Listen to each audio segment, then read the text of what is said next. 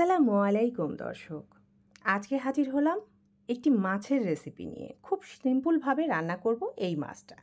তো এই যে দেখুন, কড়াইয়ের মধ্যে দিয়ে দিচ্ছি পেঁয়াজ কুচি, দিয়ে দিব কাঁচামরিচের ফালি। জি, এই রান্নাতে বেশিরভাগই কাঁচামরিচ দিয়ে করব, আর এতে এর স্বাদ অতুলনীয় হয়। তা আমি মরিচটা দেওয়ার পর দিয়ে দিচ্ছি লবণ, আর এবার দিয়ে দিব শুকনো উপকরণ: হলুদ গুঁড়া, মরিচ গুঁড়া, ধনিয়া গুঁড়া, আর তার সাথে আছে রাঁধুনি মাছের মশলা। আর এগুলো আমি খুব অল্প পরিমাণে ব্যবহার করেছি। এবার দিয়ে দিলাম সয়াবিন তেল। এবার দেওয়ার পরে সবগুলো উপকরণের সাথে দিব আদা রসুন বাটা, আর দিব পেঁয়াজ বাটা। কারণ মশলা হিসেবে আদা রসুন পেঁয়াজ অবশ্যই দিতে হবে। আর আদা রসুন দিলে মাছের গন্ধ থাকবে না, মাছ খেতে সুস্বাদু হবে। আর পেঁয়াজ বাটাটা আপনার তরকারির ঝোলটা গাঢ় করবে। তো দিয়ে দিলাম। এবার কিন্তু সবগুলো মশলা হাতের সাহায্যে মেখে নিতে হবে। আর এই পোনা মাছের রান্নাটা ভীষণ মজাদার হয় খেতে। এটা আমরা প্রায়ই খাই। তো আজকে চিন্তা করলাম আমার দর্শকদের সাথে এই সাধারণ রেসিপিটা একটু শেয়ার করি। তো এই যে দেখুন, হাতের সাহায্যে খুব ভালো করে মেখে নিচ্ছি। আর এখানে আমি সবজি হিসেবে ব্যবহার করব কচু আর আলু। কচু আর আলু দিয়ে এই মাছটা আমি মাখা মাখা করে রান্না করব। তো ভিডিওর এ পর্যায়ে আমার প্রিয় আপু ভাইয়া ও সম্মানিত দর্শক, যারা আমার এই রেসিপির ছোট্ট ভিডিওটি দেখছেন, প্লিজ একটি লাইক দিয়ে দিবেন, আর আমার সম্পূর্ণ রেসিপির ভিডিওটি দেখে নেবেন। তো এবার মাখানোর পরে এই যে আলু আর কচু খুব কম দিচ্ছি, বেশি না, অল্প তরকারি দিব, কারণ যেহেতু ছেলে খায় না, আপনাদের ভাইয়া আর আমি দুইজনের জন্য তো আর এর বেশি প্রয়োজন নেই। তো সেইভাবেই রান্না করব। তো এটা দেওয়ার পরে খুব ভালো করে কিন্তু মেখে নিতে হবে, কারণ আপনি যত ভালো করে মাখতে পারবেন তত তরকারির স্বাদ বাড়বে।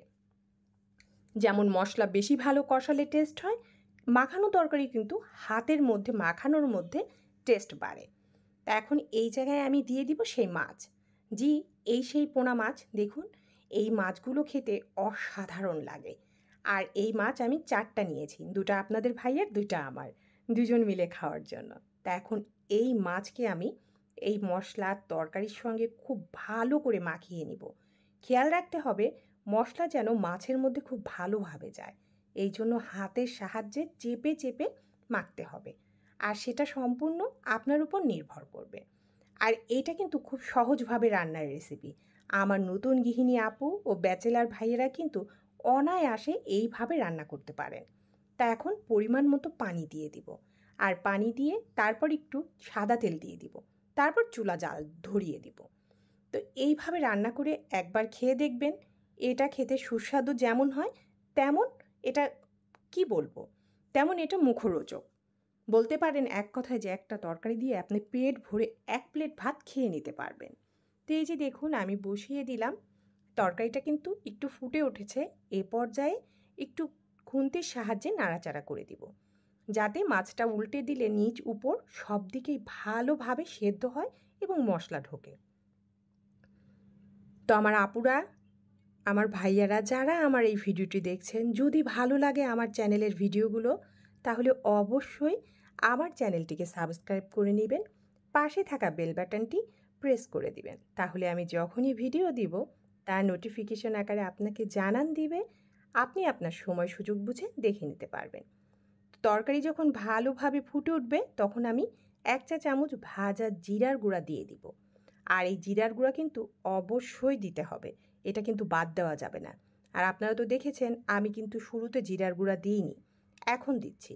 এখন এটা আরও একটু রান্না হতে হবে, আর বেশি সময় লাগবে না, অল্প কিছু সময় রান্না করলে এটা কিন্তু হওয়ার মতো হয়ে যাবে। এই যে দেখুন, কত সুন্দরভাবে সুরাটা শুকিয়ে গিয়েছে। আর কিছুক্ষণ রেখেই আমি নামিয়ে ফেলবো তরকারিটা। আর এটা খেতে বিশ্বাস করুন অসাধারণ টেস্টি হয়েছিল। আমি যেহেতু খাবার পরে ভয়েস দিচ্ছি তাই বলতে পারছি। তা আমি সুমি এখন বিদায় নিয়ে নিচ্ছি। আল্লাহ হাফেজ। আসসালামু আলাইকুম।